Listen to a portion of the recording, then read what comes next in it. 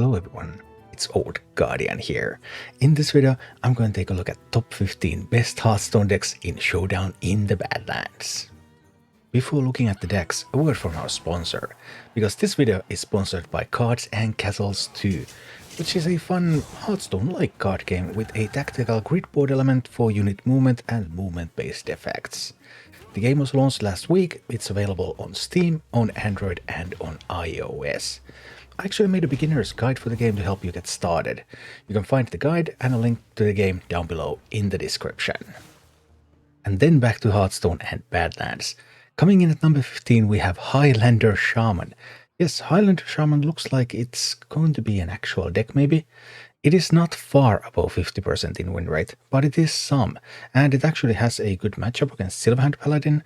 It has a couple of bad matchups against Aggro Paladin and Plague Death Knight, but it also has a lot of matchups that are in that 48-52 range, so you can win, you can lose, but you will have a game. That's more than I expected from Highlander Shaman, to be honest, and this is not your usual viral bait of the expansion, but looks like potential Shaman deck. Maybe there's something that can be worked with here once the refinement gets going. So far, however, Highlander Shaman is only the second best Shaman deck in the game because Totem Shaman still exists and it's the exact same deck as before. If you left the game 2 months ago and you came back for Badlands and you happen to have a Totem Shaman left over in your collection, then hey, good news for you. You can play the exact same list that has been played for more than 2 months and you can succeed with that on the ladder. Totem Shaman it's a survivor. It's never one of the best decks, but it's never unplayable either. And at number 13 I am proud to present Secret Mage. I actually don't think I have ever presented one of my own decks in this video before, but the best performing Secret Mage deck is my day one build of the archetype, building it as a tempo deck, building it as a disruption deck, strong against Mining Warlock. It has some weaknesses too, yeah, those weaknesses are pretty unfortunate.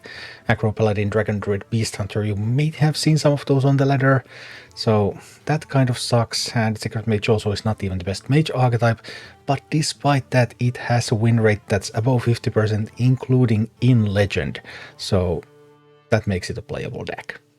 At number 12 we have another old timer with Undead Priest.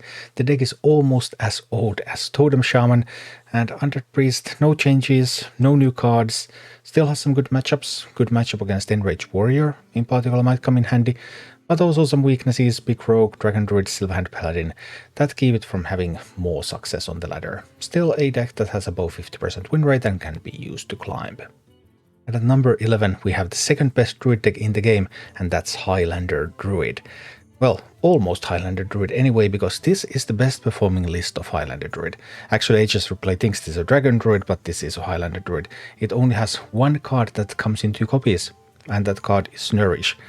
There's sometimes this idea of using a duplicate in a Highlander list is floated around, and in this version it does seem to work, because you really want to get that Nourish of yours. It's super important for you, and your Highlander synergy cards, well, Reno costs 8 mana, Reastraze costs 8 mana, you kind of need to ramp in order to get to those safely, so, and to ramp you kind of need your Nourish, so it seems to all work out in the end. I've always been quite skeptical about adding duplicates into Highlander lists, but for this specific scenario, where ramping is so vital for the deck, and ramping is what enables you to get to your Highlander synergy card plays, that actually seems to make sense. And at number 10 we have Mining Warlock, or what is left of it. Blizzard hotfixed the Azerite Snake, that was really fast. It was hotfixed on Friday when the expansion was released on Tuesday, and that also delayed this video a little bit, because that changed the meta a little bit. And my prediction was that the combo versions would die and a control deck with the mining synergy would still survive. And well, these first order predictions are quite easy to make actually. You just analyze what's going to happen in the current decks and then that's going to happen. The second order, what's going to happen afterwards when the meta responds, that's going to be more difficult. But this first order change was exactly as predicted. The combo versions of Mining Warlock, they are gone, and only this more control style version remains.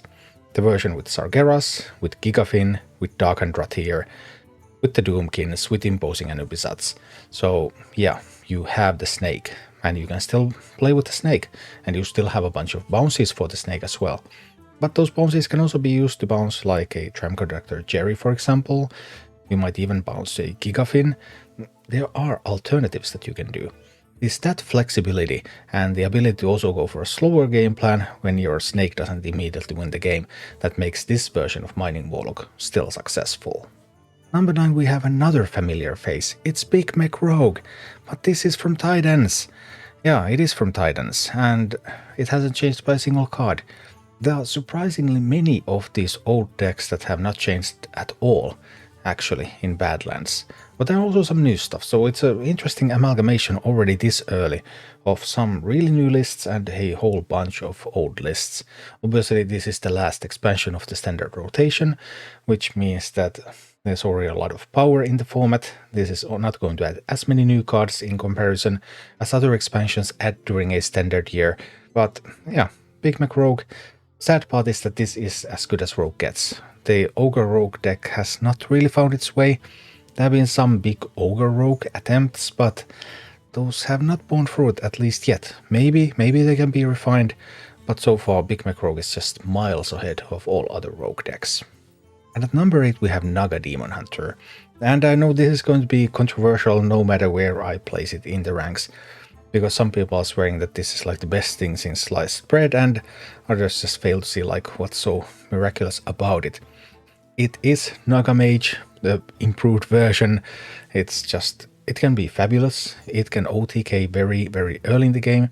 It's very hard to play, and these decks are very hard to play typically perform better in higher ranks in Legend than in elsewhere on the ladder, and we can see some of that in this deck as well. Typically those decks, like some high Legend players, have enjoyed playing stuff like Naga Mage, which I have not included in the list at all. Because when you look Naga Mage even in like Diamond 1, you can see that it's actually losing most of its games. But Naga Demon Hunter is an exception, because this is a deck that still has viable win rate throughout the ladder. This is playable everywhere, even though it shines in the hands of a really experienced player. Does it mean that in the hands of a really experienced player this is the best deck in the game? No, I don't think so. I mean, if I rated this like, what if we had the best player in the world playing each of these decks? Maybe this deck could go a couple of spots up. But I'm rating these for, hey, you who's watching this video, what if you were to pick a deck here and play that? What would you expect? What could you expect to have? What kind of success could you expect to have with that? And in that sense, Naga Demon Hunter, because it is playable by your average player, it gets a little bit better in the hands of a professional, and overall, that rates it at number 8. And at number 7 we have Plague Death Knight. Plague Death Knight with the excavation package, including the Harrowing Oxen, and the Harrowing Oxen also go kind of nicely with Prison of Yoxaron, because the Ox discounts the next card you play by 7, and Yoxaron Prison happens to cost 7, so see, profit. That's just immediate. Also getting that resurrection effect that you can resurrect Reska or Chained Guardian or Primus, that can be quite powerful, so Plague Death Knight got some nice new toys. And also Plague Death Knight, if you really don't like Highlander decks, and there are some Highlander decks on the ladder, then Plague Death Knight is an excellent option to beat those up. However, aggro decks are also kind of good against those, and aggro decks are even better than Highlander decks, and yeah, and you don't want to face aggro decks that much with Plague Death Knight, so it's an answer to a problem that doesn't maybe exist. But it got new toys, and it's pretty sweet to play. And at number 6 we have the consistent version of Dragon Druid, because now we are running duplicates. Because running duplicates is good for you. Running duplicates means that you will actually find stuff from your deck, the kind of stuff that you put in your deck and you want to find, and then you can just out-tempo. You still have ramp, you have a bunch of buffs for your deck, for your hand, and then just things are going to come out. Dragon golems, big dragon golems coming out early and just killing people. It's like Drum Druid, but it's better. At number 5 we have Rainbow Mage. Rainbow Mage still has the same basic win condition as it had during Titans. You play different spell schools and then you play Sif and you play damage spells and kill people. However, Rainbow Mage got some interesting new cards in the new expansion. The main star of the new cards is Stargazing. In this list, Stargazing is going to tutor your Wisdom of Noganon for you, and then you can play Wisdom of Noganon and it can cast twice and you can draw so many cards, and that's just going to be really beautiful. Miracle Salesman with those 0 damage spells also seems to be quite good in this deck, but Tram Mechanic with those Barrels of Sludge does look like a miss. So I don't think we have seen the final refinement of Rainbow Mage yet, because I believe the Tram Mechanic is going to be cut, something else is going to be introduced in its stead. You probably don't want a second copy of Stargazing because you only have 2 copies of Wisdom of Noganon anyway, but still, Rainbow Mage just blasting people down, and it's still going to get better. However, as I mentioned, there are surprisingly many old decks in the top of the format right now, because at number 4 we have Enrage Warrior. And this is the Enrage Warrior that was played at the end of Titans. Nothing has changed, and it's really, really good right now.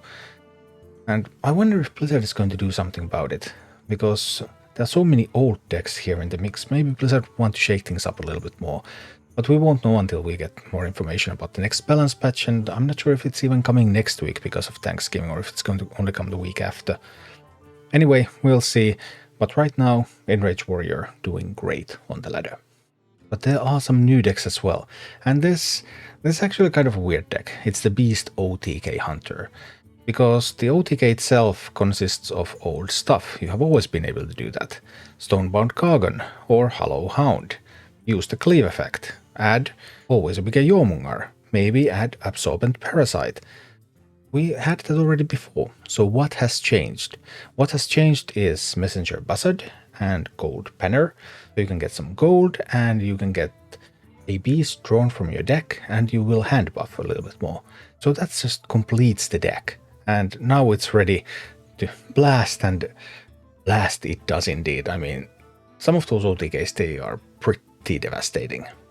But for the number 2 spot we return back to Titans. Aggro Paladin.